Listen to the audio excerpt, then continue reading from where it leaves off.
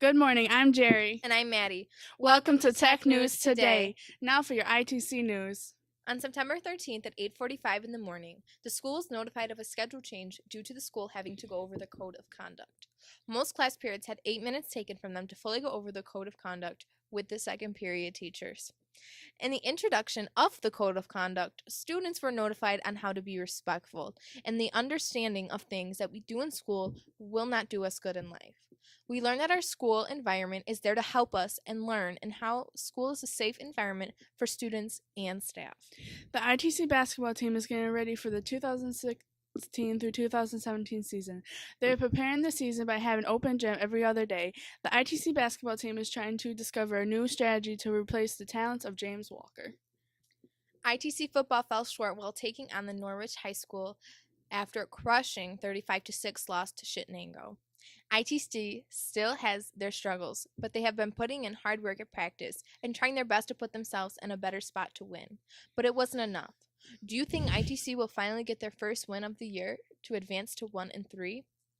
ITC and Norwich had their showdown at Nottingham High School. ITC is trying to battle back and make it to the playoffs, but it has not been a good start yet. The ITC Eagles do not want to repeat last season, so let's see what they can do and whether or not they will finally get their first win of the season.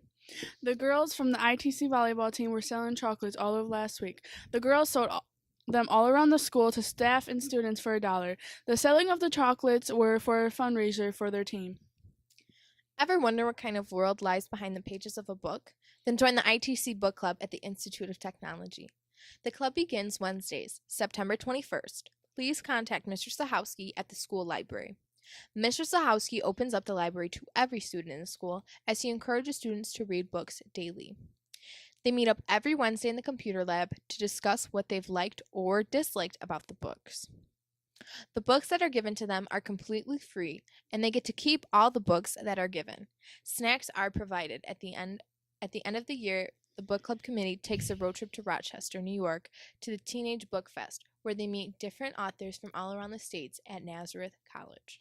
On October 5th and 6th, Mr. Bronchek's ESF Global Environment class is going on a back-to-back field trips. The fifth is a trip to Butternut Creek. Prepare to get muddy, where they will be looking for stream profiles and the living things in the water.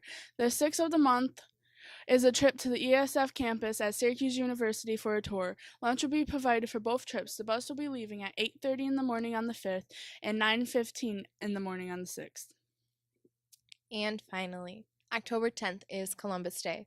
We will not have school this day because we are celebrating the founding of America. And that's all for Tech News Today. See you next time for more news from the Institute of Technology at Syracuse Central.